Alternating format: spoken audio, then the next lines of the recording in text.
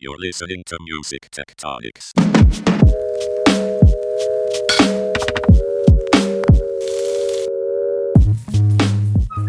Hello, and welcome back to Music Tectonics, where we go beneath the surface of music and tech.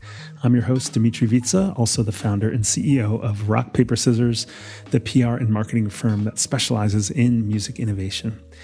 On today's podcast, I speak with Damien, a musician and technology lawyer who's one of the masterminds behind All the Music Project, in which he created 471 billion melodies and put them into the public domain in an attempt to stop musicians from being sued. I wanted to talk to him to find out whether the project succeeded in stopping lawsuits against successful artists and to understand the implications for copyright. And it turns out he has an even spicier take on what generative AI music companies should be allowed to do and how artists should think about what makes their music valuable. But first, the news with Tristra and Jade.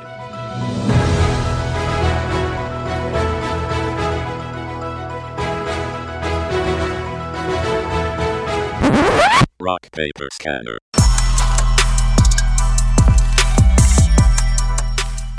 Hey everybody, we are back with a news roundup, and this time Mr. Dmitri is taking a day off to do something fun, I hope, and it's just me, Tristra Jaeger, the Chief Strategy Officer at Rock, Paper, Scissors, everybody's favorite music innovation tech PR firm, and joining me today is...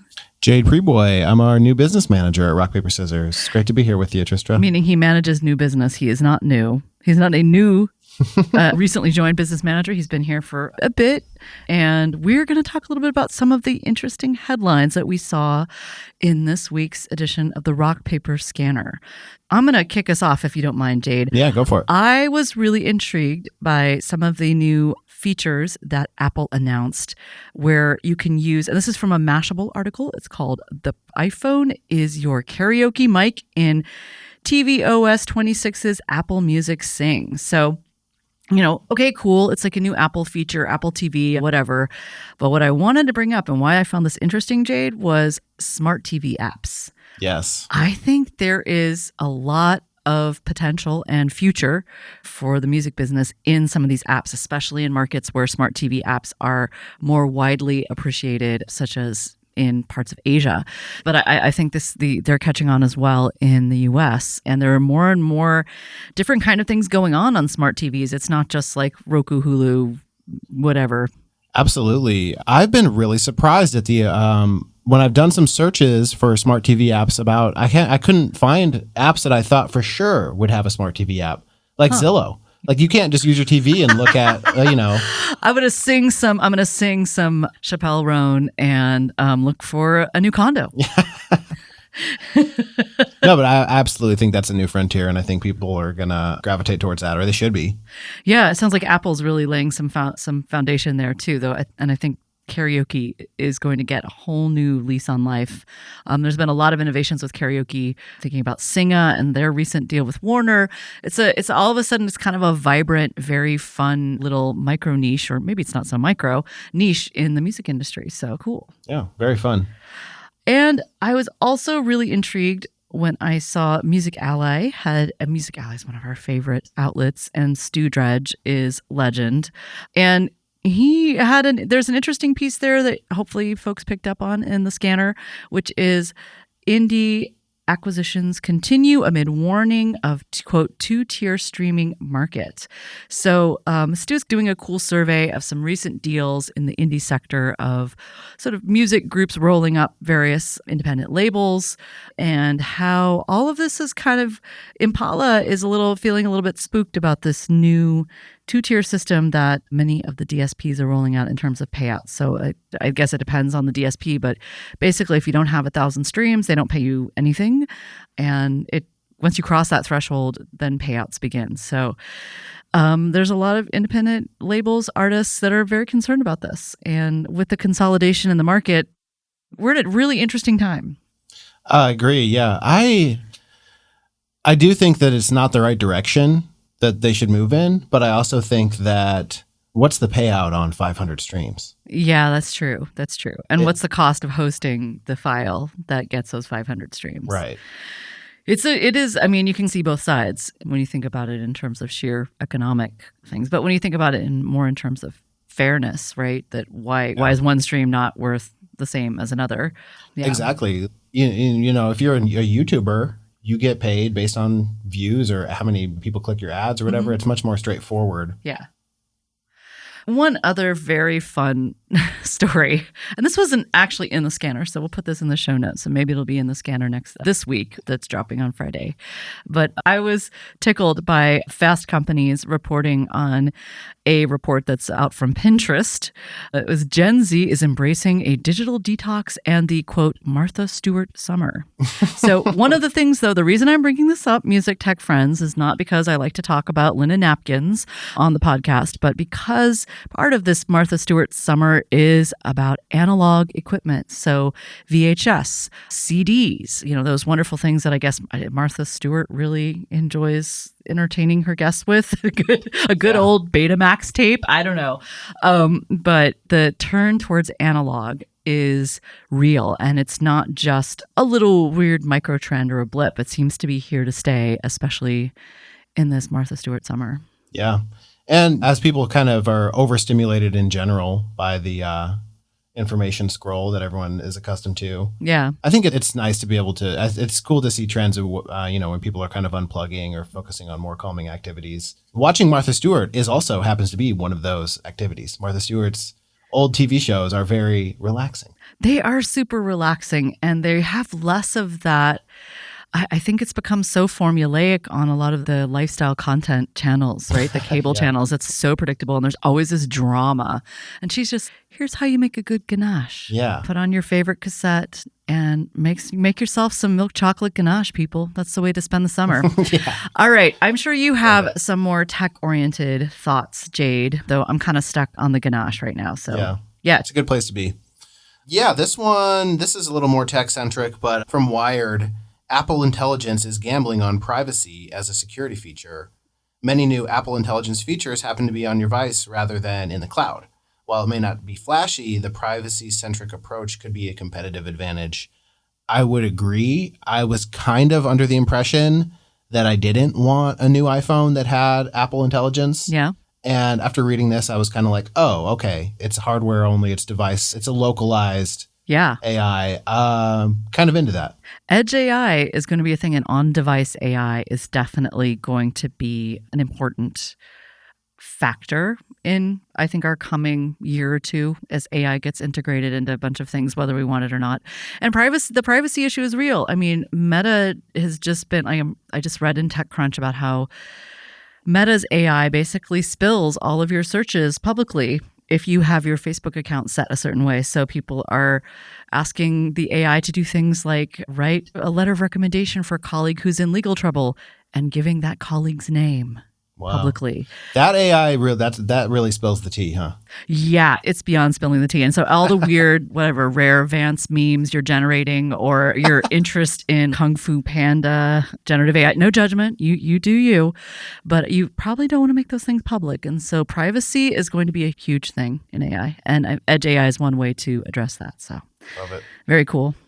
Another one I got here, this was an op-ed from Bruno with Revelator, which I thought was really cool. Bruno! Nothing will stand in the way of independence and why the world's first 3-person indie unicorn is only a matter of time away. I love this take. I love this article. Just to kind of summarize it, I mean, Revelator's a tech platform, so they're very tech forward. They're enabling other companies to do some really cool things. The 3-person company that's 200 to 400 million.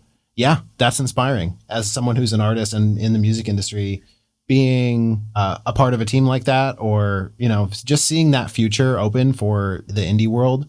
I just thought this article was really inspiring. I also thought it was the tone and the information in the op-ed was something that a lot of people are kind of trying to capture. And I think this did a really good job. Bruno is a visionary, and he often is so inspiring when he talks about technology, because he also is a deeply musical person. So I think his takes are always worth reading. Yeah, but a 3-person company with making a unicorn, I don't know. I'm skeptical. It takes a lot more people to make a unicorn.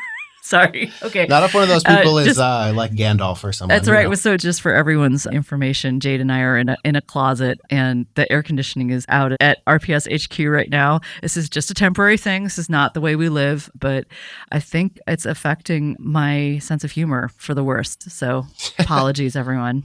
You're so funny. Okay. So you say. This one's funny. This one's funny. Not really. Billboard from Kristen Robinson. Ethical AI music firms react to the majors' Suno Udio licensing talks. We're just getting left behind. Yeah, the final chapter isn't written. That was my comment on that one. That's what you said, but I also think that it falls in line with this attitude that one startup founder said a while ago, and it's move fast and break things. I don't know exactly who said that. Yep. And, this whole idea of like, we're going to disrupt this and we're going to disrupt that. I don't love that mentality. As someone who's worked in the startup space, I think that what's more important is being able to move quickly and provide value in different ways is cool. But I also, if you can't undo that, if you can't go backwards or revert to the previous iteration, there's something lost there. And that move fast and break things kind of skips over that part. I also think that move fast and break things, it's only half of the cycle. And then it's like, oh, shoot, we broke all the things. Now we have to try to fix them. So you basically have something like Lyft or Uber dispatching people like taxis. You'll have Airbnb hosts acting a lot like hotels. So you basically recreate the same thing, but with an app that sometimes is crappier. And, maybe you've shifted the game a little bit, but not fundamentally. I'm thinking most explicitly of something like WeWork, right? Which is like, oh, we're going to totally, And then they ended up basically just becoming commercial real estate brokers. So I'm always super skeptical. Sometimes, something really is transformed. Like the smartphone transformed the way we do stuff. But a lot of times it's not. You end up having to go back to the same thing before, but now it's like kind of weirder and more complex and there's more layers. And it's like, I also have this messy app that works sort of or goes down like a lot of the internet did on last Thursday. Just because disrupting things is easy, building things is hard. Yeah. Yeah. Absolutely. All right. On that cheery note, I think we have surveyed the news landscape for this week. Oh, there was one other piece of news I didn't report on. Oh, really? Yeah, I saw a squirrel just now running around with a Hot Pockets box on his head. He's having a Martha Stewart summer, obviously. Yep. In other news. Meanwhile, if you want to find out more and keep your eye on all these kind of crazy stories, maybe not the squirrel, sorry, please check out Rock, Paper, Scanner. And it was great to talk to you, Jade. Thanks, Tristra. Now for our feature interview.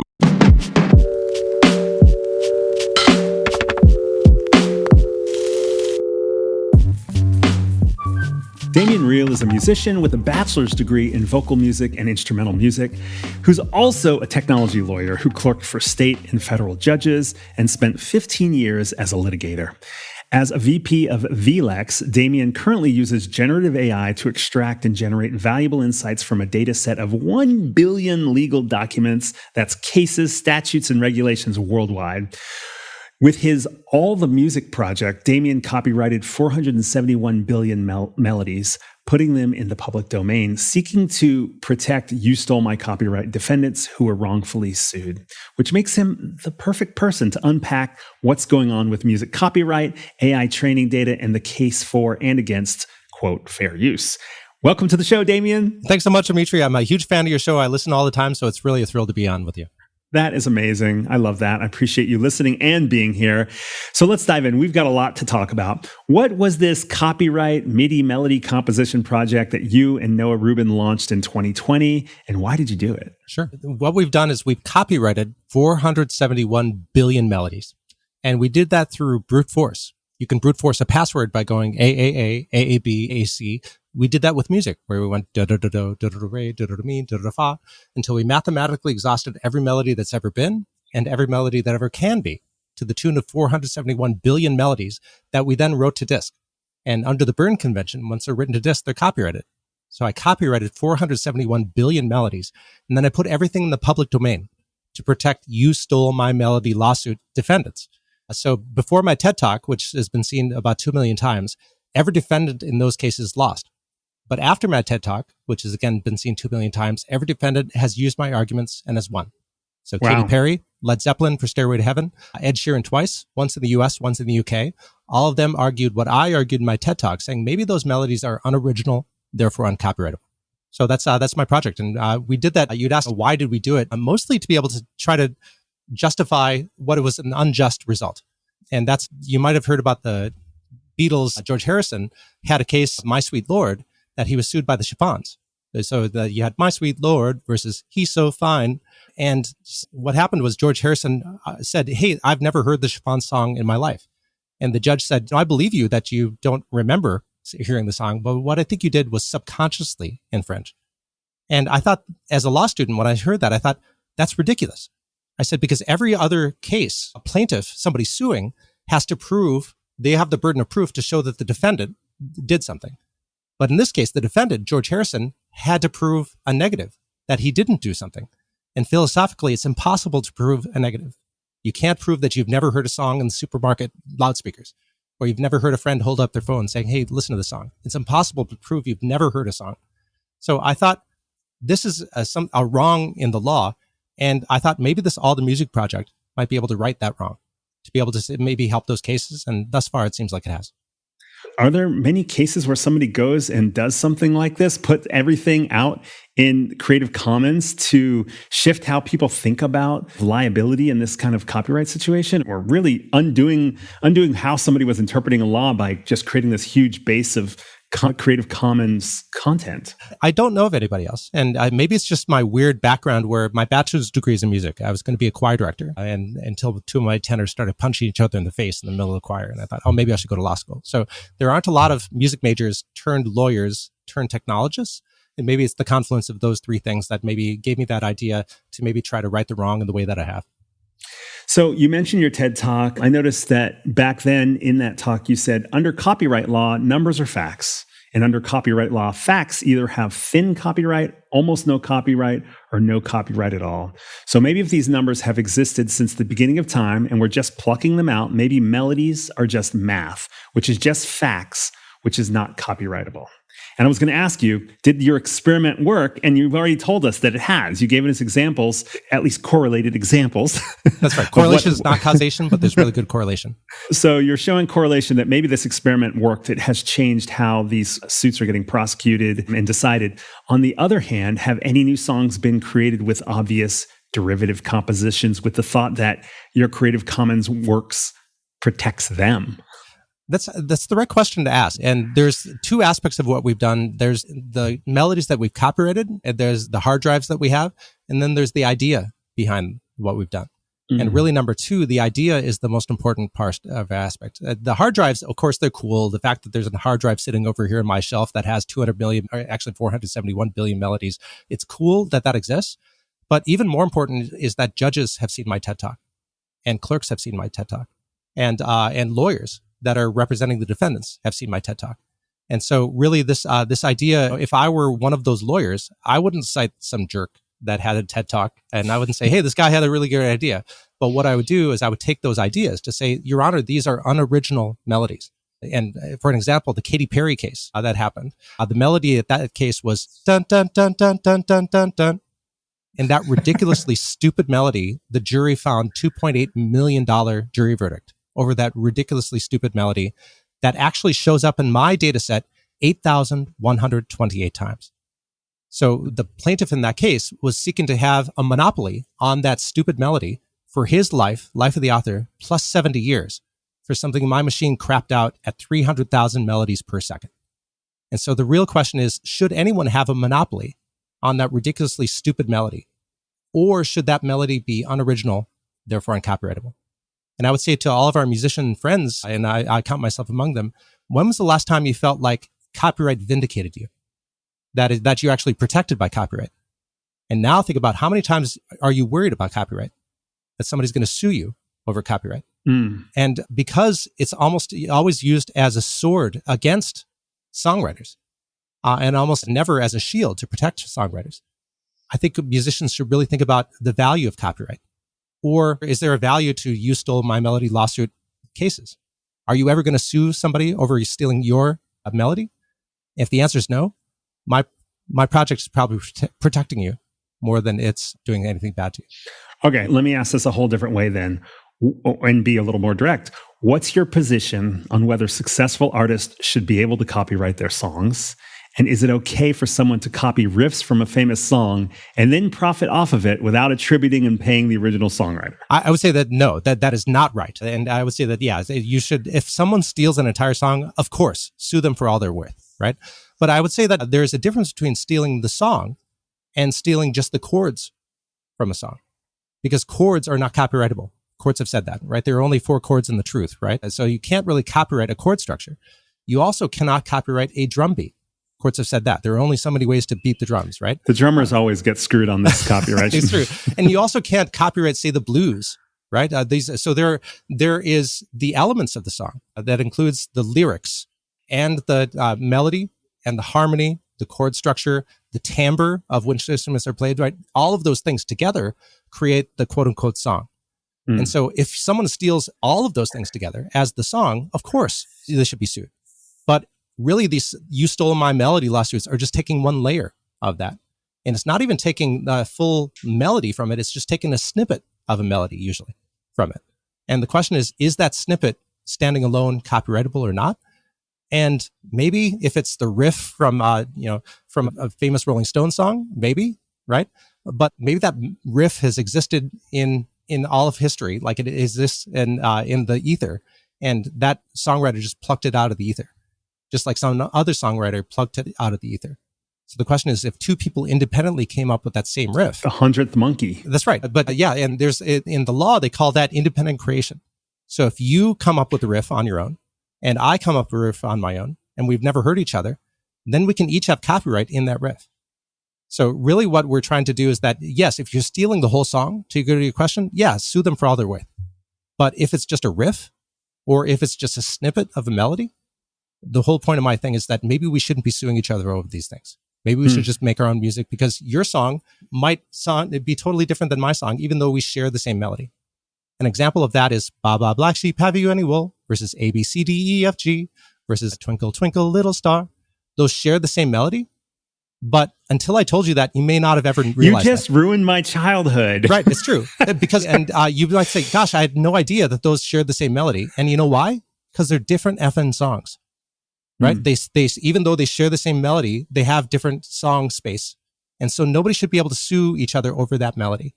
So maybe we should think of melodies less as our intellectual property and more as part of the common good, that we're all drawing from the same common wellspring. Man, you should do a TED Talk. I should. Maybe a second one. So I would take the answer to my first question there. What's your position on whether successful artists should be able to copyright their songs? You didn't really answer, but what I'm hearing you say... Yes, you should. Yeah, it's just the riffs that's the issue, not the overall song. That's right. Right? If somebody copies it much more closely, then clearly they're really stealing, versus the riffs, the melodic riffs within songs are kind of like saying you played an A. That's right. Or you played a B. Right. Or you played a G chord. Yeah. Cool. Okay. So now we get to the real reason I wanted to interview you, which is because I wanted to see what you thought about what's going on with copyright protections under the current government, and to discuss the threat of generative AI on the careers of musical artists. So let's start with copyright. Do you believe that copyright's being threatened, and that the music industry is about to face an existential threat larger than what happened with peer-to-peer sharing and piracy? I think that is the right question to ask. And Yogi Berra said, predicting is really hard, especially about the future.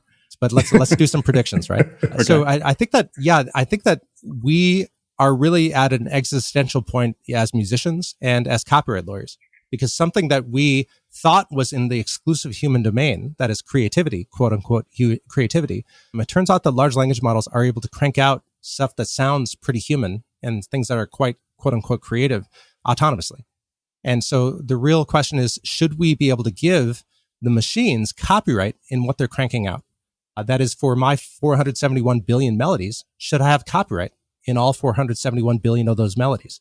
And I would say probably not. My machine shouldn't have copyright in those 471 billion melodies, because if I did get copyright in it, then nobody else would be able to make any more music, right? And so this is, I think that the U.S. Copyright Office is correct to say that if machine generated, then not copyrightable.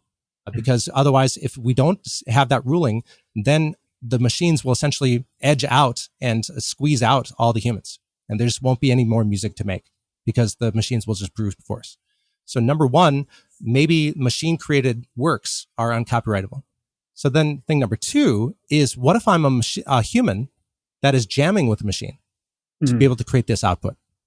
And what the U.S. Copyright Office has said, okay, Damien, if you're jamming with the machine, then you get copyright in what you as a human have created, but you don't get copyright in what the machine has created. And that's probably the right move, right? Okay, so so if the machine cranks out a bunch of lyrics and a bunch of melodies and a bunch of harmonies, and then I maybe tweak a little bit of those, I get the tweaks, but I don't get the bass song as an entirety. But the tricky part is, how do you unbake that cake, right? What if the machine cranks out 30 different notes and I tweak one of those notes, or 3, 5 of those notes? Every other note I tweak. Do I get copyright in every other note? That doesn't make any sense. In Microsoft Word, you have track changes, right? So you could be able to say, if you track changes, if it cranks out a book and you change 25 words that are spread throughout that book, do you get copyright in those individual words? And music doesn't have track changes. So how, if push comes to shove and that musician is interviewed and the Copyright Office says what part was human created and what part was machine created, a musician's going to say, man, I was up till 3 a.m. I have no idea what the machine created and what I did. I just jammed with the machine. So really the real question is, you asked, is copyright being threatened? I would say it's maybe threatened in the sense that what we call joint works. That is, if Dmitri and I have a joint work together, historically, you and I would have a whole. We would each have 50% of the whole. So that when we sell the book, we get 50% of the proceeds. Even if you made 90% of the work and I made 10% of the work. And we do this because the courts aren't going to want to argue or hear the argument from me to say, no, my 10% was the most important 10% and your 90% was just drivel, right? They want to say, no, forget it. Dmitri gets 50% and I get 50%. That's because they don't want to unbake the cake, right? But the problem is, how do you unbake the cake of music? How much was machine created? Maybe the machine created 90% and the human created 10%. Are courts going to want to unbake the cake, or will they be able to unbake the cake that way? So I would say that yes, copyright is threatened because if machine generated, then uncopyrightable. As we, as musicians, jam more with the machines, maybe more and more of our work is going to be uncopyrightable. And what about this existential threat for the music industry? Is that to go even further into the future, once that happens, do you think that gets to a point where music can't be considered valuable because of the impact it has on music creativity and the ability to sell access to music? I think that the music industry is not going anywhere. And the reason I think that is that we've had music since prehistoric times, right? Sitting around campfires, we would make music. And so there's something primal about music making and music listening that I think is not going to go away. The real question is, who's going to make money from this? Right. Right. And that's something that you and I are part of the FO group, where we have some of the smartest people in the business of music thinking through how people are going to make money with music. And the question is that music money going to accrue to the musicians, or is it going to accrue to the business people that are using machines to crank out cheap music without musicians? And I think that future is hard to predict. I hope musicians win. I hope the humans win. I want to get more into some of the political context. We need to take a break. You mentioned the pho group, PHO. It's the name of a Vietnamese dish, a noodle. It's an online discussion group that both Damien and I are a part of that you can look up and join as well. But yeah, I just want to make sure folks know what you were talking about there. Started by Jim Griffin, who still facilitates that conversation, and a couple other folks. They originally met over pho at a restaurant in LA, and then it turned into this multi-decade online conversation about music and the law and rights and the future and so forth. Yeah, and then something that Jim Griffin, if you don't know him, he was responsible for the first downloaded MP3 of a song that he was part of a record label that said, hey, let's have an MP3 download of this Aerosmith song. So that's Jim Griffin, had the first MP3, and he's led the FO group. And we've had him on the podcast as well. You can go back and look up the Jim Griffin interviews as well. Okay, when we come back, I want to ask you a little bit more about the political context and generative AI. We'll be right back. Music Tectonics Swimming with Narwhals Startup Pitch Competition applications are live now. Head over to musictectonics.com/conference to find the link to apply, eligibility requirements, and a timeline for the competition. Get your application in and purchase a badge by August 8th, 2025 to be eligible to participate. Okay, we're back, Damien. This is a blast. I'm having my mind blown as I do every time I see you, run into you, talk to you, read emails from you, etc., which is a blast. Let's get a little into this current litigation around generative AI. You know, the major labels have initiated a lawsuit against Suno and Udio for training their data on unlicensed music.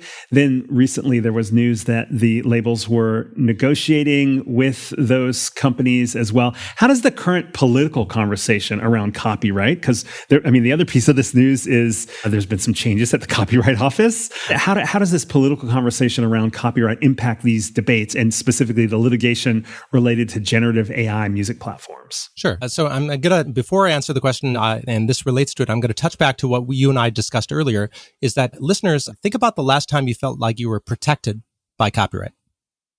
And I would say that most listeners are gonna say, I've never felt protected by copyright. And then, so that's question number one. Question number two is, what is the purpose of copyright? And the purpose of copyright is to exclude others. That is, if somebody kind of treads on your property, your copyright, then you can sue them. So you're excluding them from your copyrighted work. And then question number three is, if you never sue somebody over copyright infringement, does copyright even matter? That is, if you're not going to sue somebody for stepping on your copyright because either you can't afford a lawyer to sue them, or because you just don't know even where to begin, then how much is copyright really protecting you? And so those are the three questions I want to ask before I answer your ask about the political conversation. Now, when you think about, okay, there's Suno and Udio, they are being alleged to have taken a whole bunch of recorded music and being able to essentially extract the idea of the blues and the idea of classical music. And then once it extracts those ideas, then it can create new music like that. And in copyright, there's what's called the idea-expression dichotomy. Ideas are uncopyrightable. Okay. Only the human-made expression of those ideas is copyrightable. Okay. If you think about this plotted on two dimensions. So you have the x-axis and the y-axis. So the x-axis going left and right, and the y-axis going up and down. You can plot most words in the x-axis and y-axis. So you can plot guitar on the x-axis. You can plot the violin on the x-axis. Now you can add a third dimension, a z-axis. So now you have three dimensions, and you can actually plot words and concepts in the three dimensions. Okay. Now plot it on fourth dimension. And it's impossible for our brains to even figure out what a fourth dimension looks like, right? Now do a fifth dimension, do a 10th dimension, do a 100th dimension, do a 1000th dimension. Now do a 12,000th dimension. And 12,000 dimensional vector space is where large language models and generative AI live. So somewhere in that 12,000 dimensional vector space of uncopyrightable ideas, somewhere in those 12,000 is the idea of Bob Dylan-ness, and the idea of Ernest Hemingway-ness, and the idea of Pablo Picasso-ness. So these are all ideas, not expressions of those ideas. And again, ideas are uncopyrightable.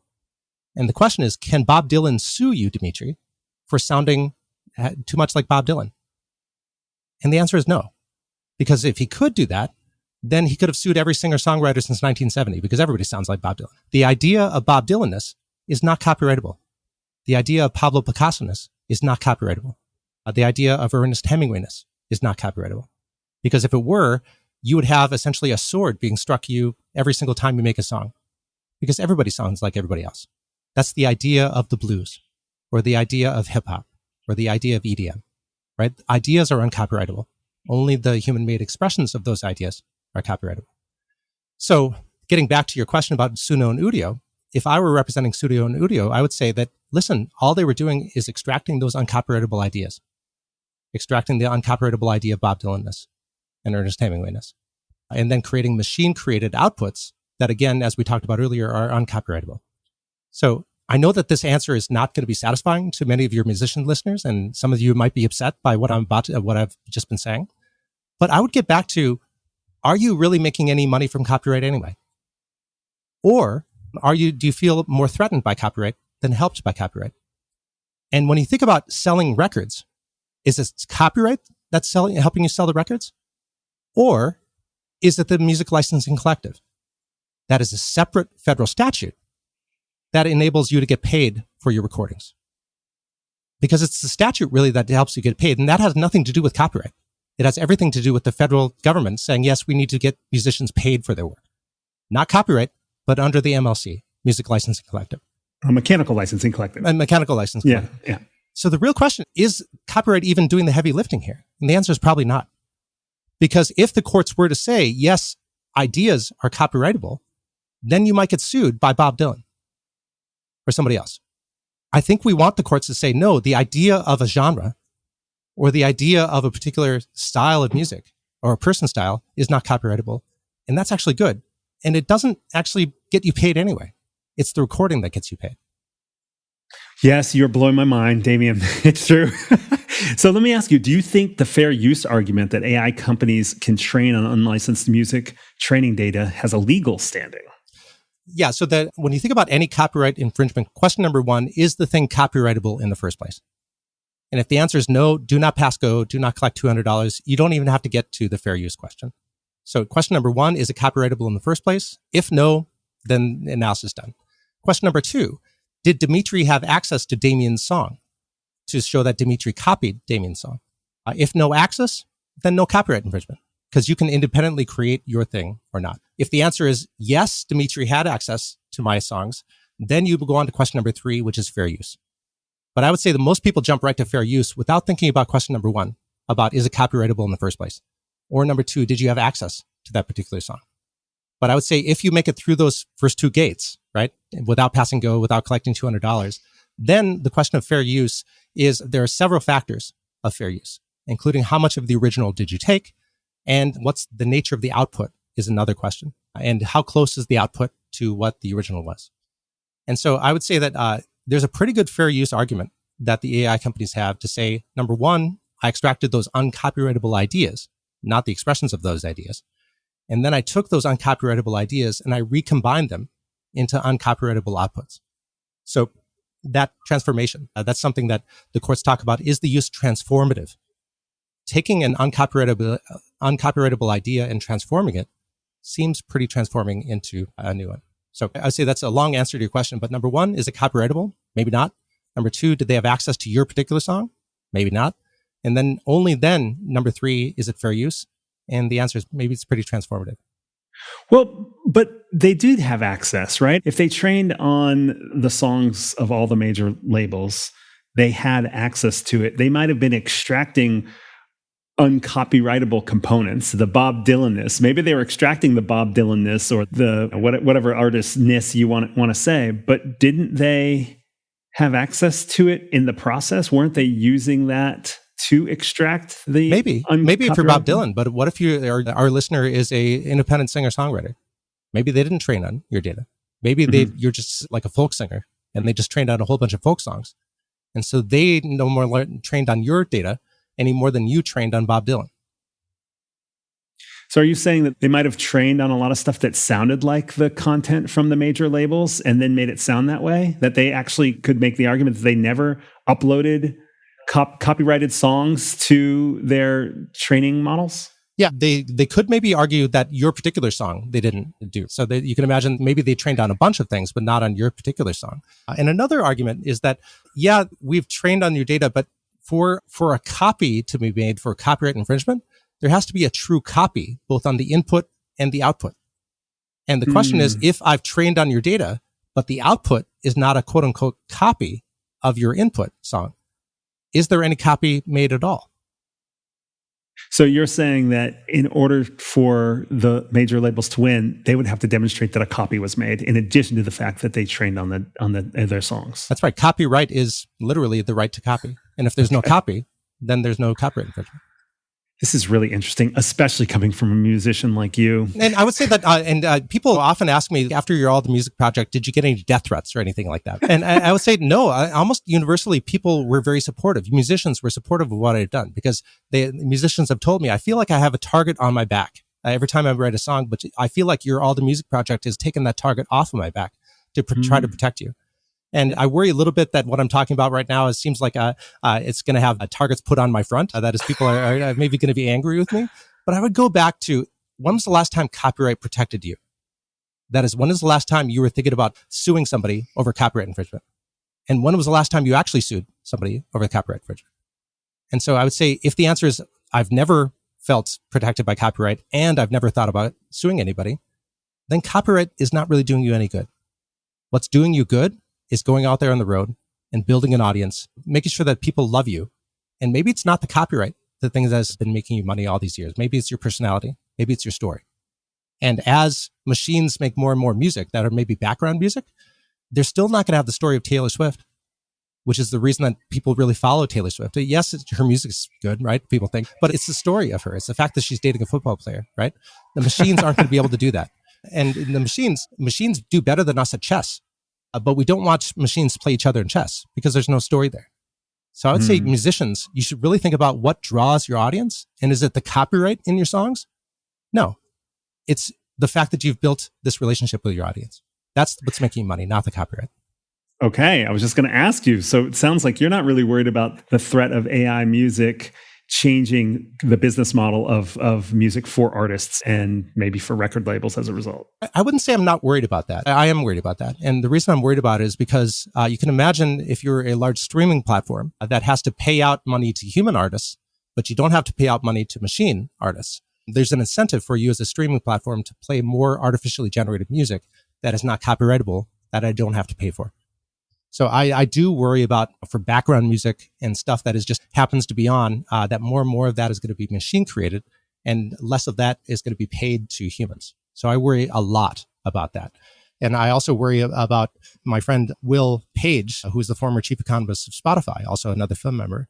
He talks a lot about paying money, paying attention to something, that it's literally paying like money, attention to something. And that people are paying attention to streaming Netflix and to Hulu and to all these YouTube, right? So we as humans can only listen to one thing at a time. We could either listen to a TV show or watch a TV show or listen to a podcast or listen to music. And what I do worry about is the percentage of music listening has shrunk. People are paying more attention to other things. And then that shrinking music attention is then being diluted further by machines taking more of that money. So I do worry a lot about that musicians and music as a part of the social zeitgeist is shrinking. And if that happens, I think that we will societally have a huge, massive loss.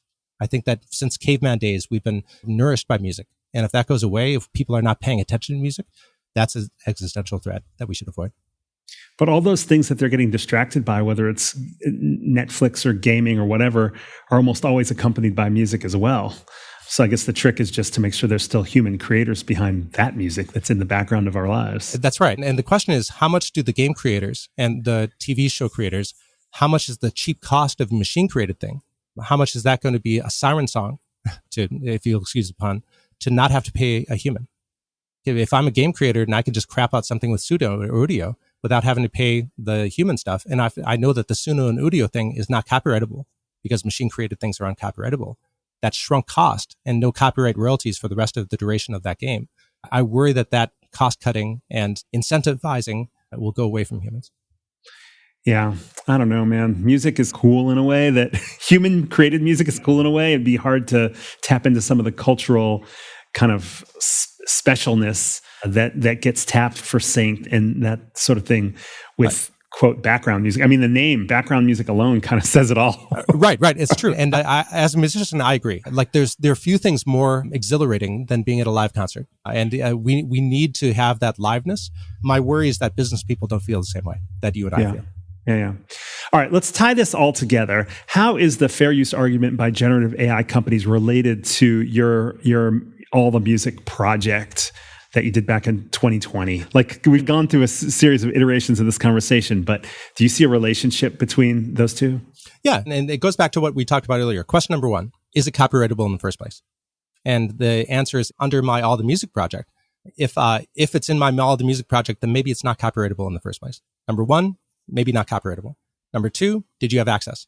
And then number three, is it fair use? So there's kind of a tangential relationship that people jump right to fair use.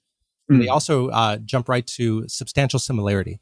This is something we haven't yet talked about in our group. That is, if your melody is substantially similar to my melody, then we would be able to maybe have a copyright infringement claim. But the problem is, are we also substantially similar to a third party?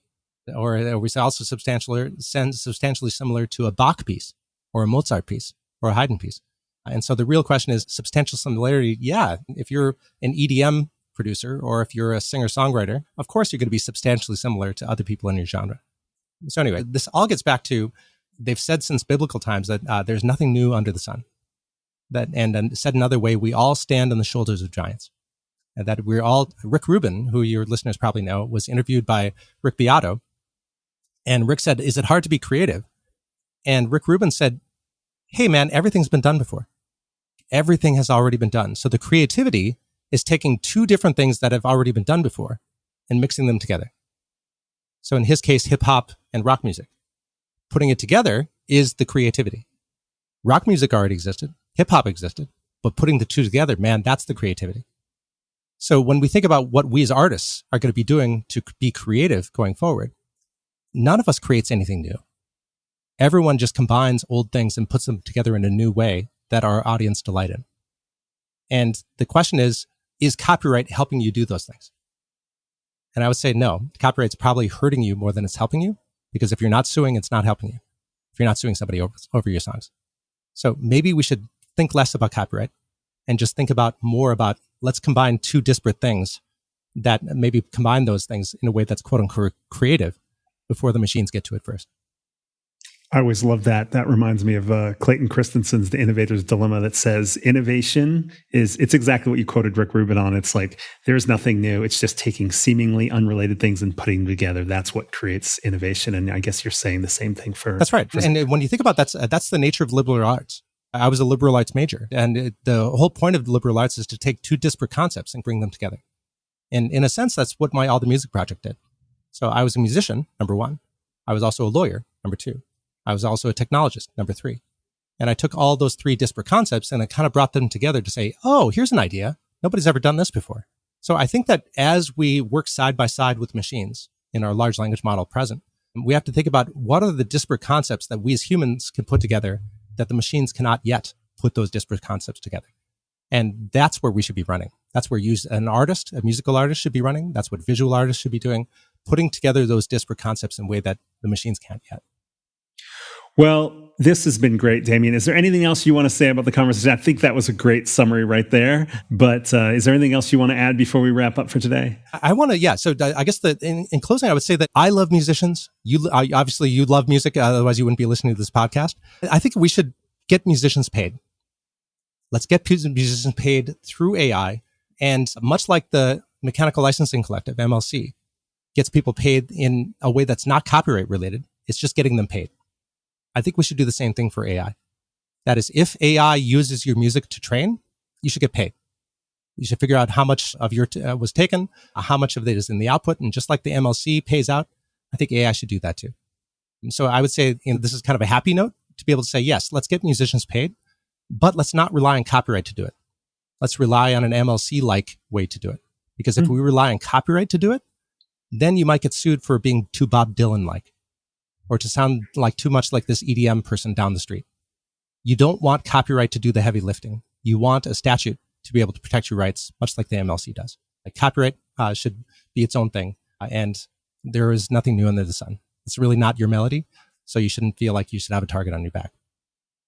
Amazing. Damien, this has been great. I've learned so much, and I really appreciate you taking the time to go through all these iterations. You performed some great aerobics or acrobatics, I should say. You performed some great acrobatics in this conversation, and I was actually able to keep up. So thanks so much, Damien. And thanks so much for having me, Dmitri. I love your show, and I'm thrilled to be on it. So thank you so much for having me. Thanks for listening to Music Tectonics. If you like what you hear, please subscribe on your favorite podcast app. We have new episodes for you every week. Did you know we do free monthly online events that you, our lovely podcast listeners, can join? Find out more at musictectonics.com. And while you're there, look for the latest about our annual conference and sign up for our newsletter to get updates. Everything we do explores the seismic shifts that shake up music and technology, the way the Earth's tectonic plates cause quakes and make mountains. Connect with Music Tectonics on Twitter, Instagram, and LinkedIn. That's my favorite platform. Connect with me, Dmitri Vitsa, if you can spell it. We'll be back again next week, if not sooner.